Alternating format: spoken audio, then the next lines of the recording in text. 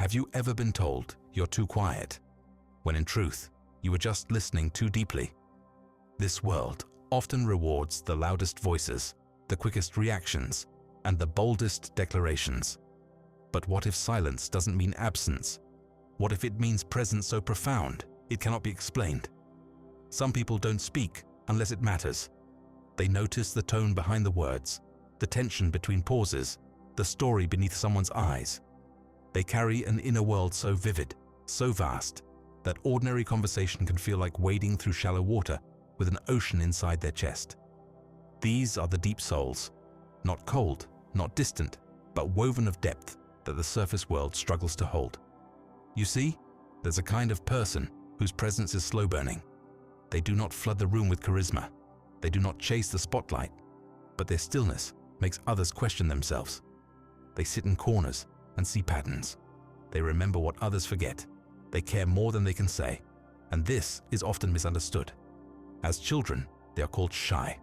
As adults, they're labeled distant. But what no one sees is the constant processing underneath, how deeply they feel, how hard they try to make sense of a world that rarely slows down to meet them. This depth isn't a flaw. It's not a weakness. It's a rare and quiet gift, one that aches when unacknowledged, one that often walks alone. But in silence, it builds something sacred: clarity, empathy, and truth. The ones who've always felt too quiet were never lacking. They were overflowing with awareness, with sensitivity, with a kind of intelligence that doesn't shout, but resonates like a bell struck gently in the soul. If you've ever felt like you're too much because you think too much, if you've ever been overwhelmed not by noise but by meaning, this message is for you. What you carry is not a burden. It is a mirror to the unseen world. And maybe, just maybe, you weren't born to fit in. You were born to go deeper, because sometimes the ones who speak the least are the ones who see the most.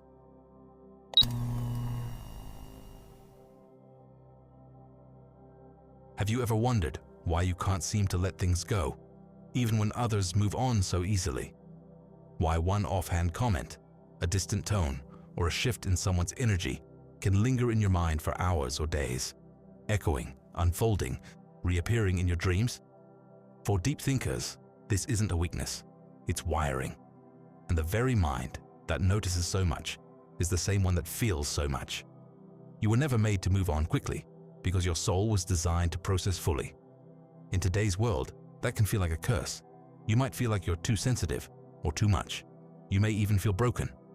But psychology, and Carl Jung's depth psychology in particular, offers a different truth. Deep thinkers often have a brain wired for what is known as high-trait introspection and metacognitive awareness. This means you are not just thinking, you are constantly thinking about your thinking, looping emotions through memory, through imagination, through meaning. This complex mental system is part of the brain's default mode network, a resting state that is anything but idle. For you, silence isn't empty. It's full of observation, full of insight, full of echoes. This is why you replay conversations.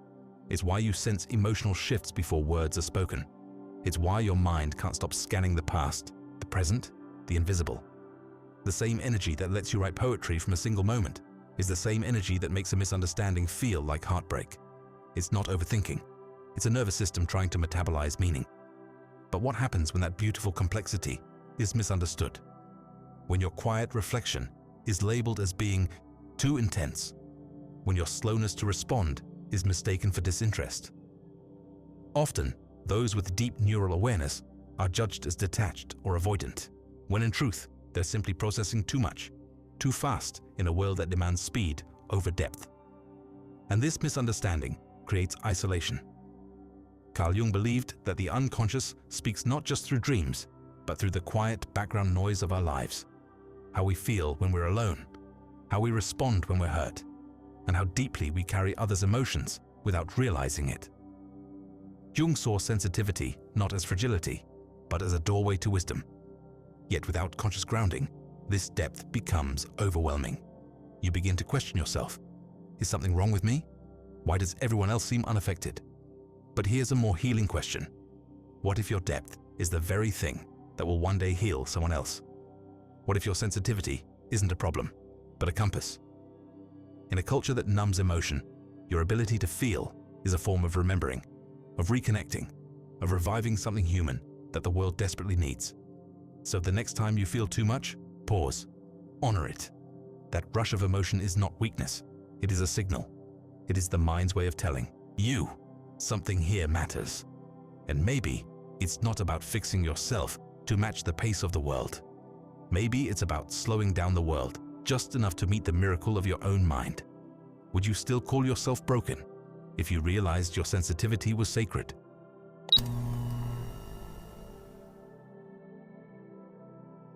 What if the reason you feel invisible has nothing to do with how loud your voice is, but how deeply your soul listens?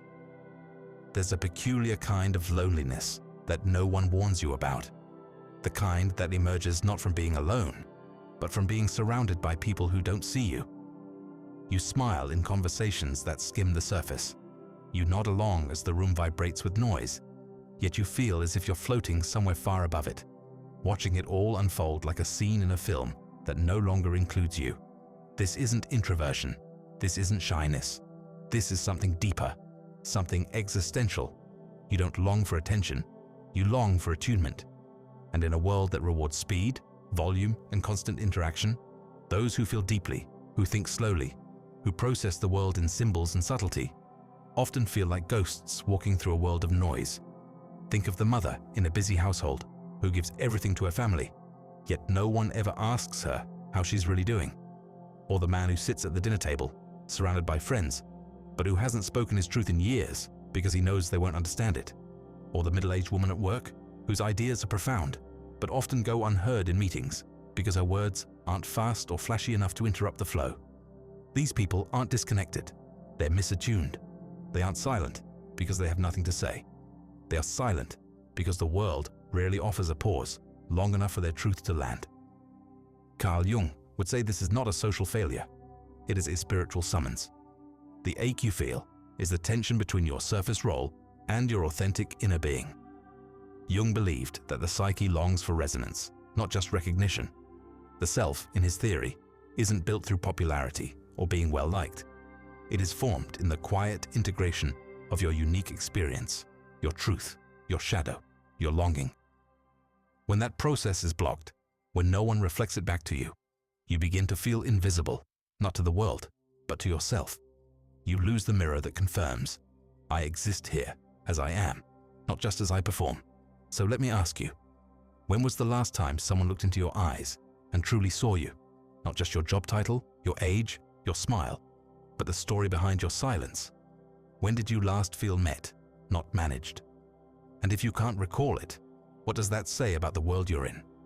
Maybe the real wound isn't that people are shallow. Maybe it's that we've grown used to surviving on half connections, calling them love.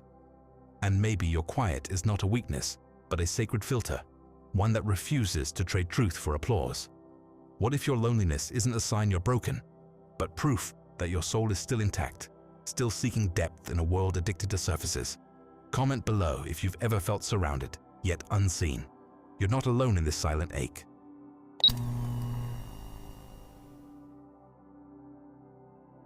Have you ever noticed how your own mind can become your greatest companion and your cruelest captor? There are moments when your thoughts loop endlessly, circling around what someone said, what you could have done differently, or what the future might hold. You replay scenes that never actually happened, imagine conversations that don't exist, and analyze feelings until they fracture. It's as if your mind becomes a maze with no exit, built by the same intelligence that once brought you peace. The same depth that helps you perceive meaning in the world also magnifies pain when it has nowhere to rest. Deep thinkers live in constant dialogue with life itself. Every experience becomes a puzzle, every silence an invitation to interpret. This can be a gift, until the search for meaning turns into a hunger that devours its own peace. Carl Jung described this as the shadow of intellect. When consciousness expands without balance, the psyche begins to inflate. The mind starts seeing patterns that aren't there, connecting events that were never meant to meet. You begin to mistake reflection for revelation, depth for danger, analysis for awareness. It often begins innocently. You reread a message, trying to understand its tone. You interpret someone's distance as rejection. You convince yourself that every pause hides a secret. and slowly, reality starts bending to fit your fears. Jung would say this is the ego's attempt to control uncertainty by assigning meaning where none exists. The deeper you think, the more you risk confusing imagination with intuition. What feels like insight can become an obsession. What feels like clarity can spiral into confusion. But this isn't madness, it's longing. The deep thinker's trap is born from a desire to understand everything, to make sense of chaos, to feel safe in knowing. Yet the psyche cannot breathe where mystery is denied. Jung believed that true wisdom comes not from solving the unconscious, but from befriending it. The healing begins when you stop asking your mind to be your guardian and start asking your heart to be your guide. So here's the real question. What if not every thought deserves your attention? What if the mind's constant motion is not asking you to think harder, but to feel quieter? You can still be deep without drowning. You can still care without clinging. The key is not to stop thinking, but to create space between your thoughts, to let them pass through, not build their home inside you. Because sometimes peace is not found in another answer. It's found in finally accepting that not everything was meant to be explained.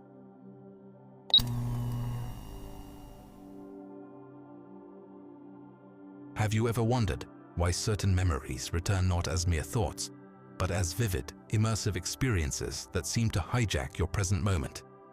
For some people, memory is not passive recall. It is re-entry. A single smell, a forgotten song, or a fleeting glance can send them spiraling into a time capsule where emotions are not remembered, but relived.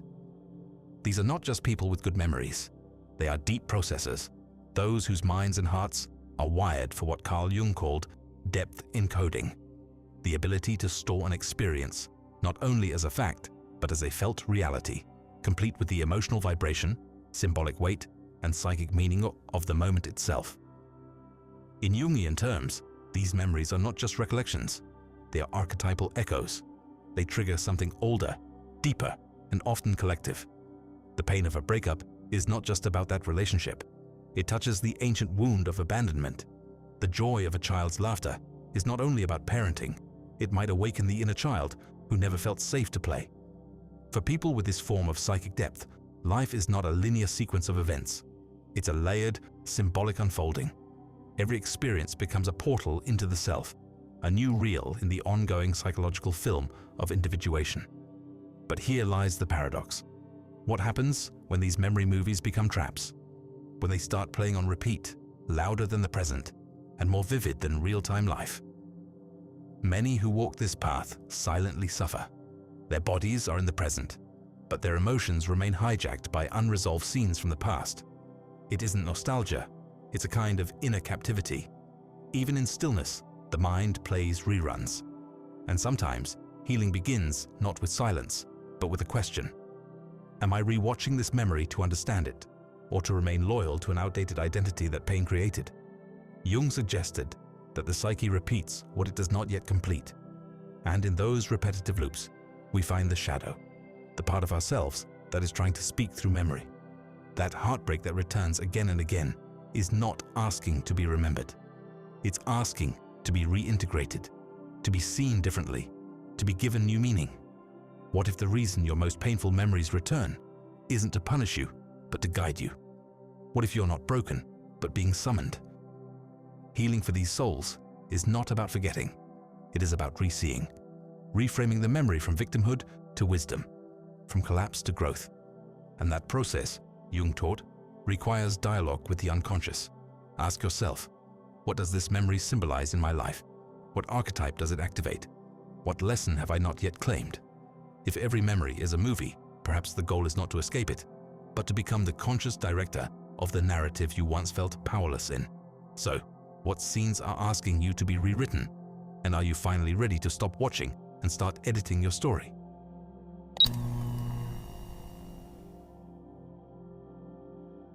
What do you do when you feel everything, but no one believes it's real? Have you ever walked into a room and instantly felt like something was off, though no one said a word? The smiles were still on their faces, the conversations were flowing, but something inside your body stiffened, sensing the unsaid. This is the reality for those who feel the world through energy rather than words. They don't just listen to what people say, They feel the tension in their jaw, the static behind their silence, the weight behind a casual, "I'm fine." And yet, when they try to explain this sensitivity, they're often met with blank stares, accusations of being too much, or worse, told they're imagining it. This quiet invalidation leaves them stranded in an emotional wilderness, absorbing pain, yet unable to name it aloud. Carl Jung once wrote that the meeting of two personalities is like the contact of two chemical substances. If there is any reaction, both are transformed. But what happens when only one person is transformed over and over again because they are the one doing all the absorbing? This is the life of the hyper-attuned individual, a silent translator of other people's inner chaos. They don't just sense sadness, they carry it home. They don't just notice tension, they store it in their body like a memory they never lived. Over time, this psychic saturation creates emotional burnout, anxiety without cause, and even physical illness. It's not drama, it's unspoken data crashing into the nervous system. Think of the child who always knew when their parent was angry, even when the parent insisted everything was fine, or the employee who senses an incoming layoff days before the official meeting, or the partner who can feel emotional distance in bed before the first argument even begins. These are not coincidences. This is the language of energy, and those who speak it fluently are often left translating for a world that doesn't even know it's sending signals. Jung would say this phenomenon is part of the collective unconscious, a web of unseen emotional truths that bind us beneath the surface. The highly sensitive person is simply more porous to this web. They are not weak, they are tuned in. But without boundaries, this attunement becomes torment. Without expression, their inner landscape turns into a cluttered archive of other people's emotional debris. So what then? How does one protect their light without dimming it? How do you honor the information you receive without drowning in it? This is where healing begins, not by numbing the gift, but by grounding it. Nature, solitude, creative expression, these aren't indulgences, they're necessary rituals. A walk in the woods, a journal entry soaked in honesty, a canvas stained with invisible grief. These become forms of psychic digestion. Without them, the sensitive soul becomes an overfilled vessel, quiet, polite, but dying inside. So ask yourself, what feelings have I been carrying that never belong to me? What tension lives in my body that speaks someone else's name? And what would happen if, for once, I let it go? Let this be your signal. You are not imagining it. Your sensitivity is not weakness. It is a language the world forgot how to hear, but you didn't. What have you absorbed that is asking to be released?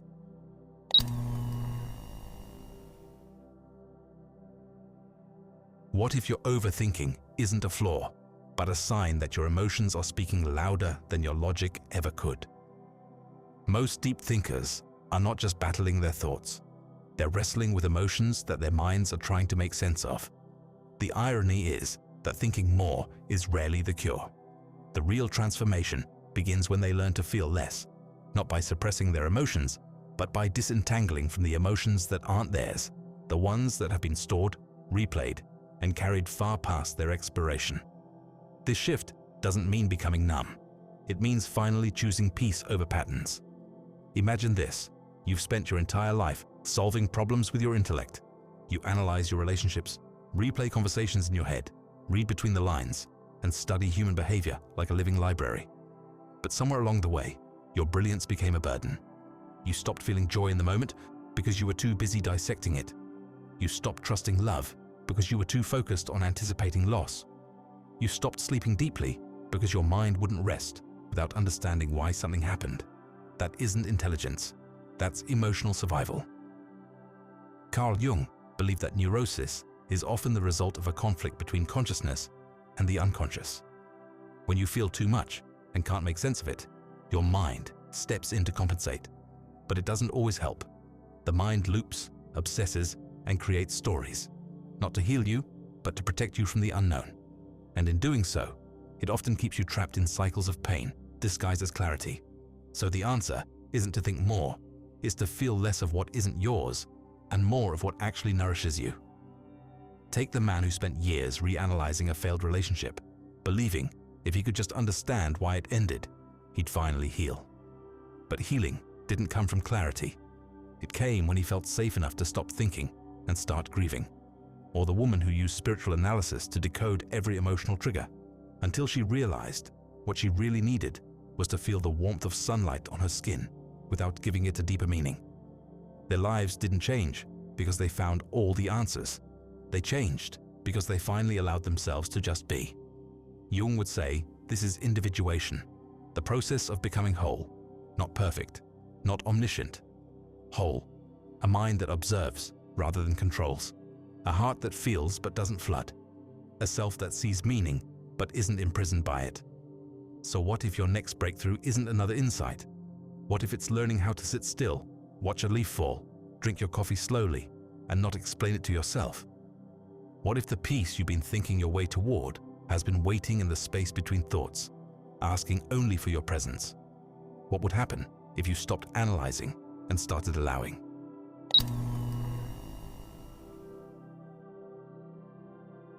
What if your depth was never a weakness, but the quiet light the world forgot how to see?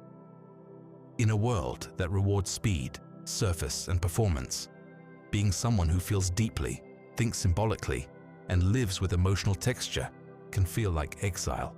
You walk through rooms and hear the silence behind the noise.